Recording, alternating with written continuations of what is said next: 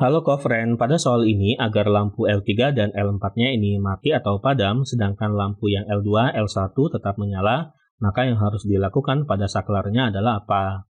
Jadi S di sini maksudnya itu adalah saklar ya, seperti itu.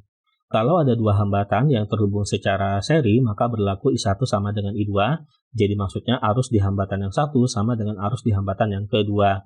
Kemudian kalau terhubung secara paralel, maka berlaku V1 sama dengan V2, jadi maksudnya tegangan di hambatan yang satu sama dengan tegangan di hambatan yang kedua.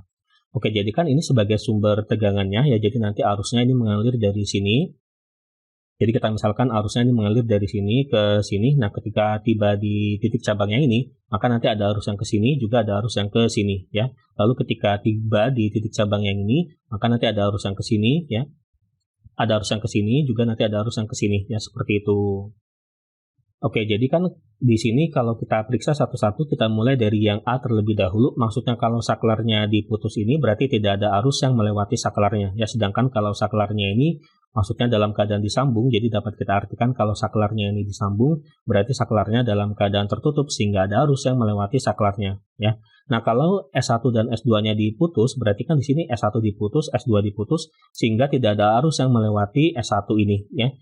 Kalau tidak ada arus yang melewati S1, maka tentu saja tidak ada arus yang melewati L1 ini. Ya, sehingga L1-nya ini padam. Seperti itu juga di sini S2-nya ya, jika S2-nya ini diputus berarti tidak ada arus yang melewati S2 ini sehingga tidak ada arus yang mengalir di L2 sehingga S1 dan S2-nya di sini ini padam. Ya, sedangkan diinginkan di soal bahwa S1 dan ralat yang diinginkan di soal L1 dan L2-nya kan ini tetap menyala ya, berarti yang A ini kurang tepat ya, seperti itu.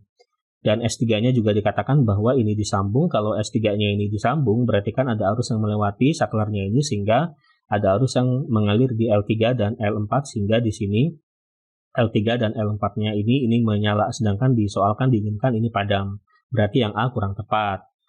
Nah, kalau diinginkan agar L3 dan L4-nya ini padam, ya berarti tentu saja tidak ada arus yang melewati L3 dan L4, sehingga di sini saklarnya harus dalam keadaan terputus, ya supaya tidak ada arus di sini.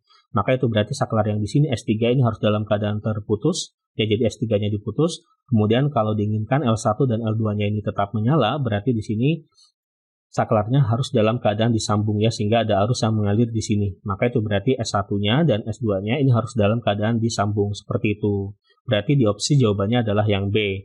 Untuk yang C, S1 dan S3 diputus, kalau S1-nya di sini ini diputus, berarti kan di sini tidak ada arus yang mengalir di sini ya, tidak ada arus yang mengalir di L1 sehingga L1-nya ini padam.